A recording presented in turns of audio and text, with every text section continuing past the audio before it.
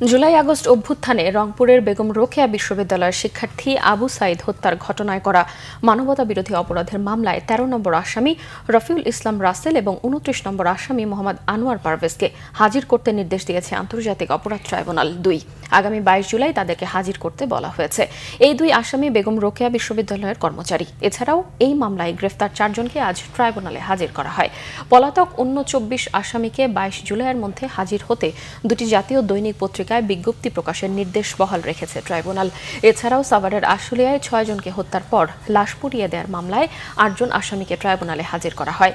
এই মামলা শুনানির জন্য প্রসিকিউশন সময় চাইলে আগামী ১৬ জুলাই দিন ধার্য করা হয়। গত ২ জুলাই অভিযোগ আমলে নেয় আন্তর্জাতিক অপরাধ ট্রাইব্যুনাল ২। সেদিন পলাতক ৮ জন আসামির বিরুদ্ধে গ্রেফতারি পরোয়ানাও জারি করা হয়।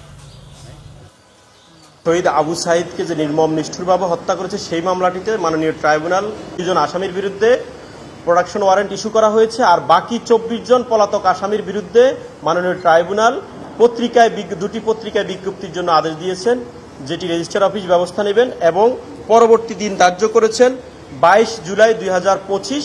২২ জুলাইতে সেদিন পত্রিকা বিজ্ঞপ্তি হয়ে আসলে যারা পলাতক থাকবেন তাদের জন্য রাষ্ট্র নিযুক্ত আইনজীবী নিয়োগ করা হবে।